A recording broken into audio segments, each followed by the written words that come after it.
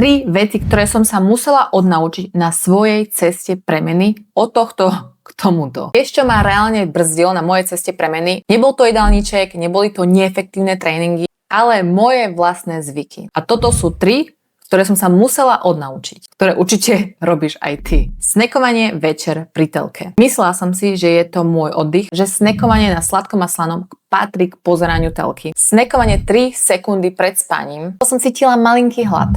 Ako keby som zomrela, ak si nedám keksik alebo banán, kým pôjdem spať. A tretie, víkendové zaslúžim si snekovať na hocičom po tom celom mojom týždni snaženia sa jesť zdravo. A teda keď som sa odnaučila snekovať na všetkom možnom každý deň, moje výsledky išli raketovo hore. 39. pôjdem live na tému ako zlomiť svoje staré ja a vybudovať nové bez extrémov. Ak sa chceš pridať, ho do komentu slovo liveko a pošlem ti odkaz.